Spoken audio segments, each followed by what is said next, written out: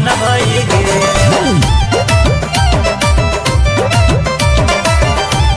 Presented by Sonu Studio Baka. Music by Sukesh Kumar.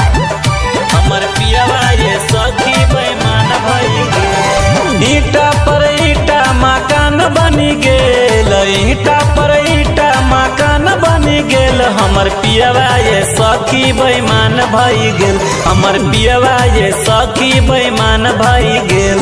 बेईमान भई गेल हो, बेईमान भई गेल, बेईमान भई गेल हो, बेईमान भई गेल। हमर पियवा ये सखी बेईमान भई गेल, हमर पियवा ये सखी बेईमान भई गेल।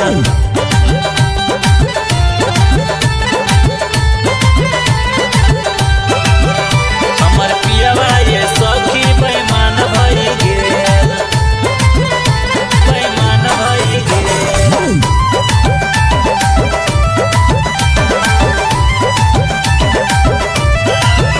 हमर पियवा ये सखी बेईमान भई गेल। दिल्ली शहर में है बसल सजनमा, चिट्ठियों भेजाबे न कर है फोनमा, चिट्ठियों भेजाबे न कर है फोनमा। दिल्ली शहर में है बसल सजनमा, चिट्ठियों भेजाबे न कर है फोनमा। शौकीनिया के संग खेले रोज खेल, शौकीनिया के संग खेले रोज खेल। हमर पियवा ये सखी बेईमान भई गेल, हमर पियवा ये सखी बेईमान भई गेल। बेईमान भई गेल हो, बेईमान भई गेल, बेईमान भई गेल हो, बेईमान भई गेल।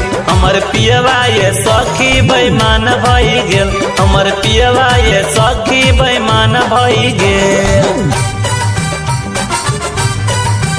हमर पियवा ये सखी बेईमान भई गेल।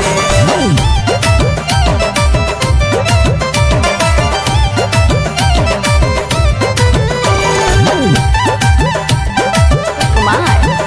हमर पियवा ये सखी बेईमान भई गेल। एतना जानतियल ना भेजतल बहारवा, बीड़ी बना के खिलतियल हम घरवा, बीड़ी बना के खिलतियल हम घरवा। एतना जानतियल ना भेजतल बहारवा, बीड़ी बना के खिलतियल हम घरवा। सूरज के दिल में ना जाने की भेल, रमेश के दिल में ना जाने की भेल। हमर पियवा ये सखी बेईमान भई गेल, हमर पियवा ये सखी बेईमान भई गेल।